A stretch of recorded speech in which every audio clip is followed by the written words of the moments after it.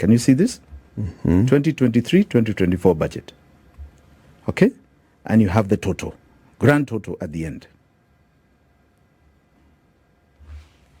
Summary of external loans budget. This is appendix what? Appendix 1B. 1B. I'm looking at that. It's called a summary of external funding 2023-24 budget, listed by a donor. By donor, correct? Okay. So if you go to the last three columns, you have total loans, total grants, and then you go to the bottom.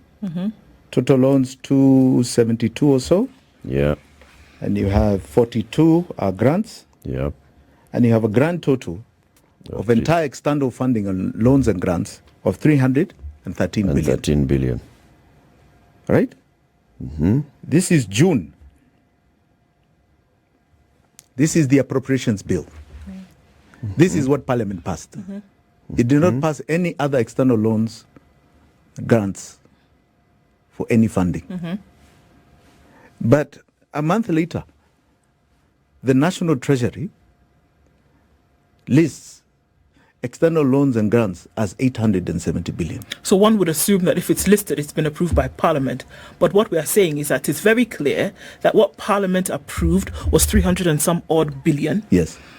A few weeks after that, the National Treasury lists that amount plus another 557 billion. Correct. So things are just being done as though, Parliament is irrelevant. Parliament is irrelevant. Even all our discussions are irrelevant. But I continue to ask, why put such a huge figure out there? Or is it just basically, or are you saying it's just showing that things can be done as is wanted? It's hidden in plain sight. Without the proper documentation or explanation. But who reads the appropriations bill, as Eric was saying? That's a good question. It's a voluminous document. Yeah. Who reads it to understand it and compare it with the Gazette notice that is issued every mid-month? Who? We do. And when we do... Exactly. It's published. Yes. So it's available for people to read. Yes. You have 12 months, you can read through it. Yes. Okay.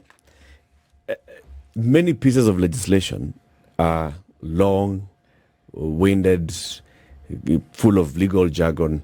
People read. Judgments of the court, which form part of our laws, are long, wordy, verbose, and all, but people read. So even these things, people read, Jimmy. The problem is people don't read